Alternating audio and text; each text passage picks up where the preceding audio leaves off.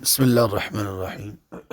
الحمد لله رب العالمين والعاقبة للمتقين والصلاة والسلام على أشرف الأنبياء والمرسلين ومن تبعهم بإحسان وإيمان إلى يوم الدين وبعد.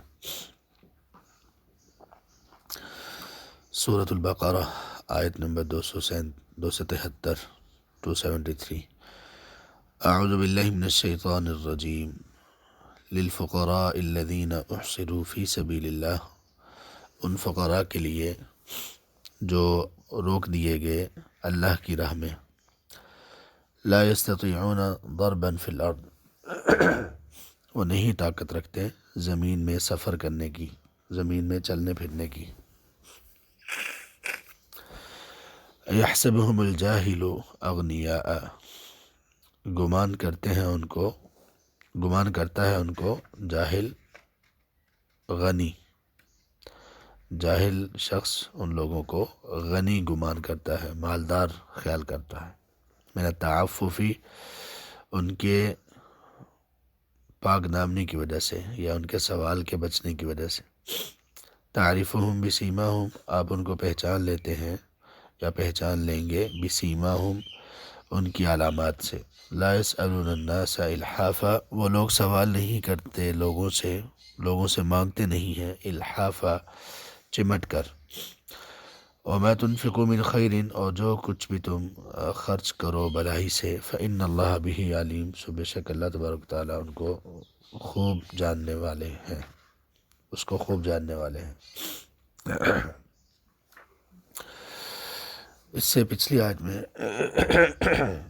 اللہ تعالیٰ نے اس بات کا ذکر کیا تھا کہ پچھلی آیات میں سے ایک آیت میں کہ فقیر کو دینا، اس کو دینا صدقات، وہ خیر والی بات ہے. اور پھر خاص طور پر فقیر کے بارے میں یہ کہا تھا کہ اس کو دیتے ہوئے چھپا کر دیا جائے تو یہ زیادہ افضل ہے. تو وہ فقیر کسی بھی طرح کا ہو، اس پر خرچ کرنے کی بات کی گئی پچھلی آیات میں. اس آیت میں اللہ تعالیٰ نے ان فقراء میں سے خاص کچھ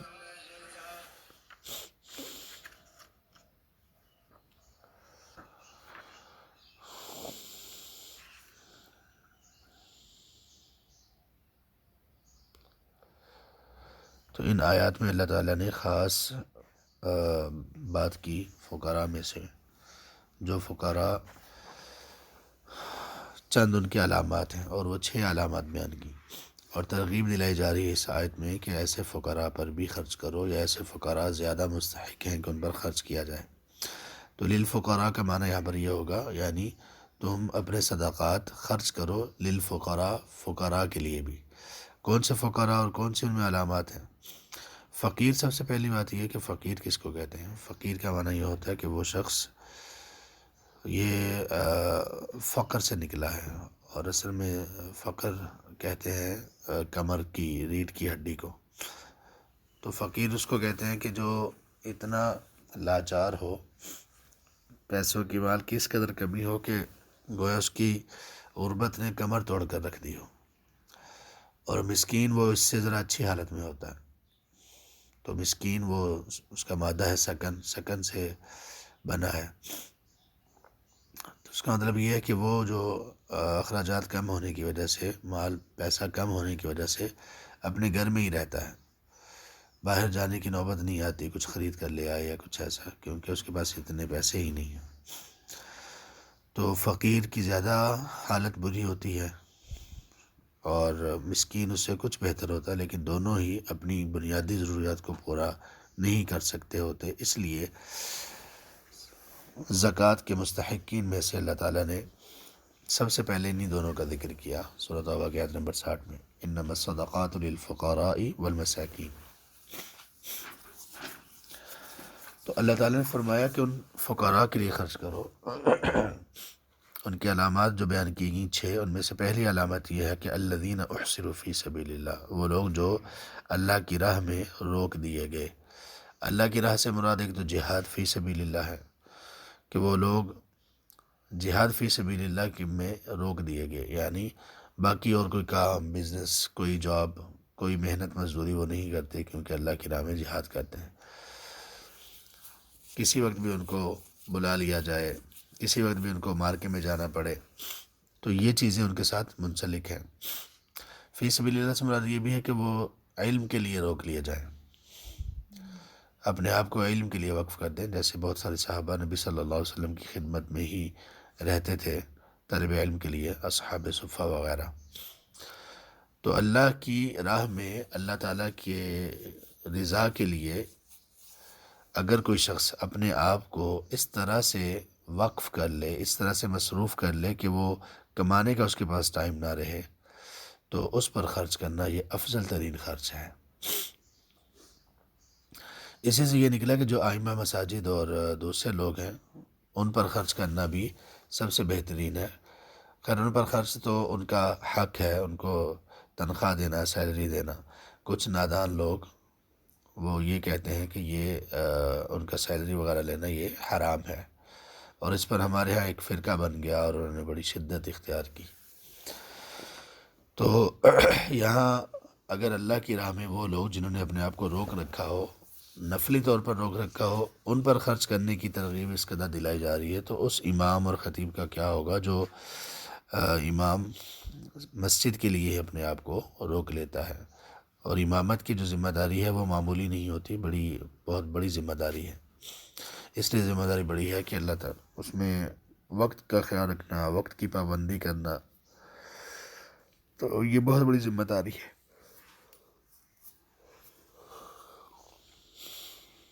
یہ پہلی علامت ہے ان کی، ان فقراء کی جن پر خرچ کرنے کی ترغیب دلائی جا رہی ہے اور حکم دیا جا رہا ہے کہ وہ اللہ کی راہ میں روک دیے گئے۔ لا یستطیعون ضربا فی الارض، وہ زمین میں چلنے پھرنے کی طاقت نہیں رکھتے۔ یہاں چلنے پھرنے سے مراد عام نہیں کہ ان کی ٹانگوں میں سکت نہیں ہے، یا مراد یہ سفر کرنا۔ سفر کس چیز کے لیے کرنا؟ تجارت کے لیے، بزنس کے لیے، محنت مزدوری کے لیے سفر کرنا، اس کی وہ طاقت نہیں رکھتے۔ کیوں طاقت نہیں رکھتے؟ اس لیے کہ وہ اللہ کی راہ میں وقف ہیں، یا اللہ تعالیٰ کی راہ میں مصروف ہیں، یا اللہ تعالیٰ کی راہ میں انہوں نے اپنے آپ کو ایسے لگا رکھا ہے کہ کسی وقت بھی ضرورت پڑے تو وہ موجود ہوں۔ یا پھر وہ زمین میں چلنے پھرنے کی طاقت اس لیے بھی نہیں رکھتے کہ ان کے پاس اتنا مال ہی نہیں ہے کہ وہ نکلیں جائیں اور بزنس اور تجارت کریں۔ جیسے بہت سارے لوگ ایسے ہیں جو کہ ٹھیک ٹھاک ہیں، صحت مند تندرست ہیں، لیکن ان کے پاس اتنا پیسہ نہیں ہے کہ وہ کوئی کام شروع کر سکے۔ یحسبهم الجاہل اغنیاء من التعفف، یہ تیسری ان کی علامت ہے کہ جو جاہل شخص ہے، یہاں جاہل سے مراد کوئی گالی نہیں ہے، یہاں جاہل سے مراد کوئی کسی کو برا بھلا کہنا مقصود نہیں ہے، بلکہ جاہل سے مراد یہاں پہ صرف یہ ہے کہ جن کو علم نہیں ہے۔ جاہل کا لفظ عالم کے مقابلے میں آتا ہے، تو یہاں پہ وہ جن کو علم نہیں ہے، جن کو فہم نہیں ہے، یا جن کو سمجھ نہیں ہے، وہ ایسے لوگوں کو کیا خیال کرتے ہیں کہ یہ تو غنی لوگ ہیں، کیونکہ وہ اپنی حالت کو ایسا فقیروں والا نہیں بنا کر رکھتے۔ وہ لوگ ظاہری طور پر دکھنے میں بھی فقیر معلوم نہیں ہوتے، اور دوسرا یہ کہ وہ سوال کرنے سے بچتے ہیں۔ التعفف کا معنی پاک دامنی ہوتا ہے، اور پاک دامنی کئی طرح سے ہوتی ہے، ایک یہ کہ سوال کرنے سے وہ بچتے ہیں، لوگوں سے مانگتے نہیں ہیں۔ ان کا نہ مانگنا، اس کی وجہ سے کچھ لوگ جن کو علم نہیں ہے وہ یہ گمان کرتے ہیں کہ یہ تو بڑے غنی لوگ ہیں، یہ تو بڑے مالدار لوگ ہیں۔ تعریفہم بسیماہم، یہ چوتھی علامت ان کی، آپ ان کو ان کی علامات سے پہچان لیں گے۔ ان علامات سے کیا مراد ہے؟ ان علامات سے مراد یہ ہے کہ اگر آپ تھوڑے سا غور و فکر کریں اور فراست سے کام لیں، یہاں پہ تعریفہم، آپ ان کو پہچان لیں گے، اس سے مراد نبی صلی اللہ علیہ وسلم ہے، اور اس کے بعد پھر ہر وہ مومن جس میں ایسی فراست موجود ہو۔ یعنی بات چیت کرنے میں، حال احوال کا تھوڑا سا پوچھنے سے، باتوں باتوں میں، اشاروں میں پتہ چل جاتا ہے کہ کون کس حالت میں ہے، اندازہ ہو جاتا ہے۔ یہ مراد ہے، ان کی علامات سے آپ ان کو پہچان لیں گے کہ بات کریں گے آپ کے حالات کیسے چل رہے ہیں، یا کیا ہو رہا ہے، یا کیا بچوں کا کیا حال ہے، یا محنت مزدوری کا کیا معاملہ ہے، آج کل کیا کر رہے ہیں۔ تو یہ سب چیزیں، ان ایسی چیزیں پوچھنے سے بندے کو کچھ اندازہ ہو جاتا ہے۔ تو اس سے یہ بھی پتہ چلا ہمیں کہ ایسے لوگوں کا ہمیں لوگوں کے ساتھ بات چیت کرتے ہوئے اس بات کا بھی خیال رکھنا چاہیے کہ وہ لوگ جو سوال نہیں کریں گے تو وہ اپنی ضرورت کو تھوڑا سا اسی طرح سے بیان کریں گے، باتوں باتوں میں ہی، جس کا واضح طور پر اندازہ نہیں ہوتا۔ پانچویں ان کی علامت ہے لا یسألون الناس الحافا، وہ لوگوں سے چمٹ کر سوال نہیں کرتے، یعنی جس طرح سے یہ بھکاری لوگ ہوتے ہیں، تو ایک تو یہ کہ یہ تو ہمارے ہاں تو پروفیشن ہے، لوگ پوچھتے ہیں کہ ان کو دینا چاہیے کہ نہیں دینا چاہیے، ان کو قطعاً نہیں دینا چاہیے، اس لیے کہ مستحقین ان میں نہیں ہوتے۔ یہ بات 99.99% پرووڈ ہے کہ ان میں مستحقین نہیں ہوتے، بلکہ پروفیشنل ہوتے ہیں، ان کا پیشہ ہی یہ ہوتا ہے۔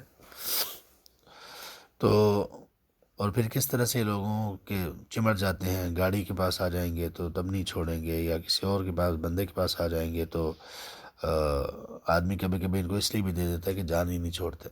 تو یہ لوگ ایسے نہیں ہیں، چمٹ کر سوال نہیں کرتے، یعنی سوال کرنے میں اتنا مبالغہ نہیں کرتے، مانگتے رہے۔ کبھی ان کو ضرورت پڑ بھی جائے تو سوال کر لیتے ہیں، تو کسی سے سوال کر کے اس کی منتیں کرنا، بار بار اس کو کہنا، یہ نہیں کرتے۔ اگر کبھی سوال کی ضرورت پیش آ جائے، اول تو یہ سوال کرتے ہی نہیں ہیں، اگر کریں بھی تو اشارے کنائے میں یا ایسے ہی بس ذرا معمولی سی بات چیت میں کہہ دیتے ہیں اور بس۔ وَمَا تُنْفِقُوا مِنْ خَيْرٍ فَإِنَّ اللَّهَ بِهِ عَلِيمٌ۔ تو یہ 6 علامات ہو گئی ان کی۔ پہلی علامت کیا ہے کہ وہ فقیر ہے، دوسری علامت اللہ کی راہ میں روکے گئے، تیسری علامت زمین میں سفر کی طاقت نہیں رکھتے تجارت وغیرہ کے لیے، چوتھی علامت یہ کہ وہ سوال کرنے سے بچتے ہیں جس کی وجہ سے لوگ ان کو غنی خیال کرتے ہیں، پانچویں علامت یہ ہے کہ آپ ان کو ان کی علامات سے پہچان لیں گے، ان کی خاص علامات ہیں، اور چھٹی علامت ان کی یہ ہے کہ وہ لوگوں سے چمٹ کر سوال نہیں کرتے۔ وَمَا تُنْفِقُوا مِنْ خَيْرٍ فَإِنَّ اللَّهَ بِهِ عَلِيمٌ، اور جو بھی تم خرچ کرو بھلائی میں سے سو اللہ تبارک تعالیٰ اس کو خوب جاننے والے ہیں۔